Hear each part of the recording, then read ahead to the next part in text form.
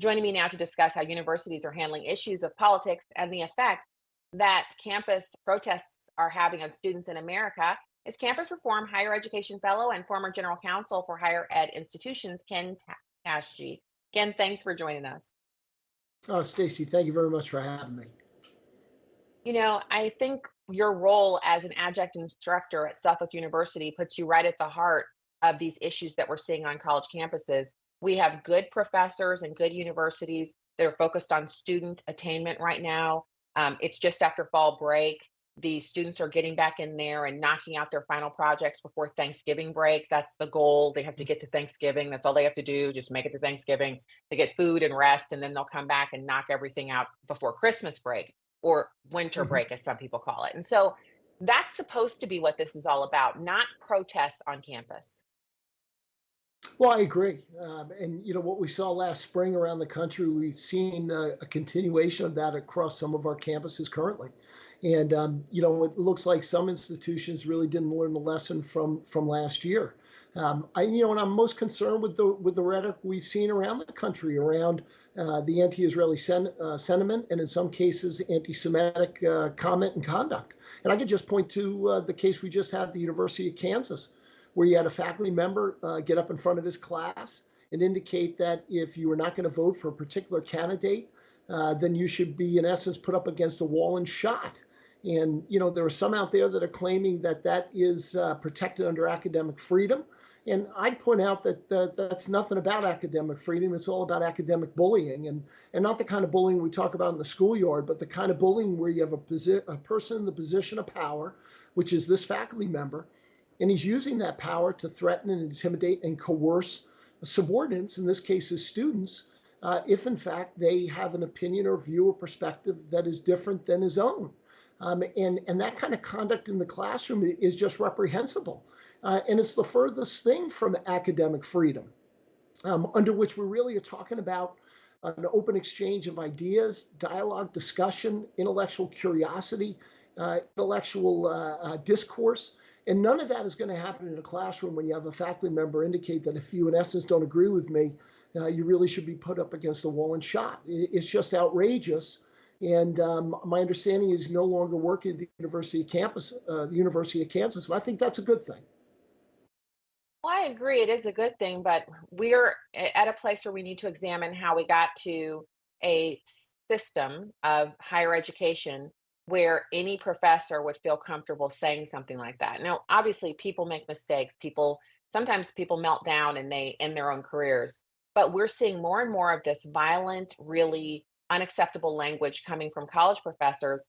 And it seems to now be almost normative. And their expectation is that they might be suspended or investigated, but they're going to keep their job. In rare cases like this one, they lose their opportunity to teach students. So what has changed so much in America's discourse that higher education professors, people who should be actually the calmest of all of our teaching professions, are losing their ability to police their own statements?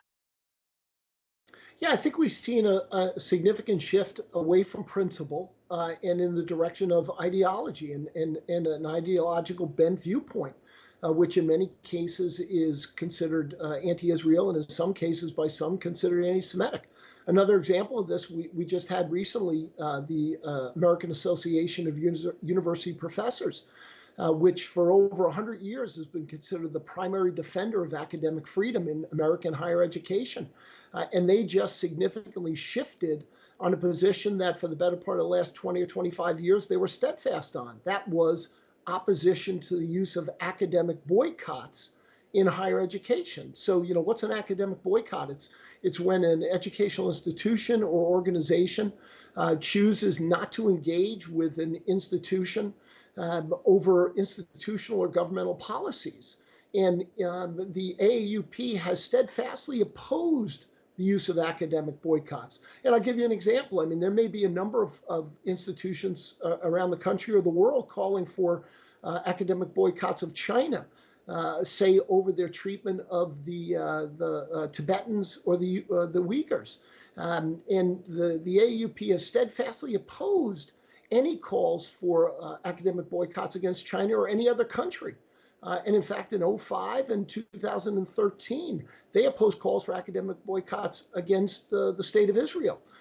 They called them Orwellian, they called them repugnant to their principles, and frankly, just straight wrong-headed.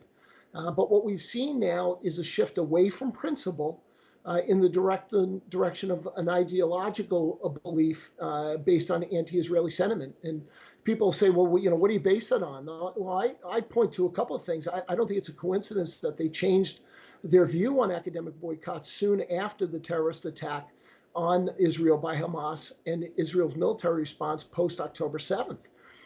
They've also now shifted in alignment with the student protesters and the protests we saw rage across our college campuses last spring, where we saw destruction of property, interference in the educational environment in the process, and real disruption, which included intimidation and threats of Jewish students.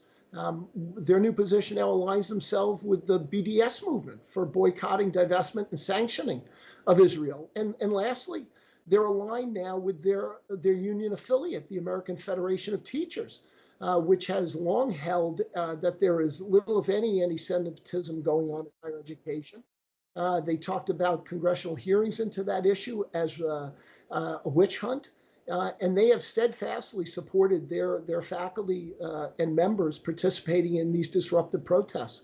So I think there's a track record here that shows that the AUP has shifted away from a principle stance, one they held for over 100 years, in a direction of an ideological bent right now, which demonstrates an anti-Israeli sentiment.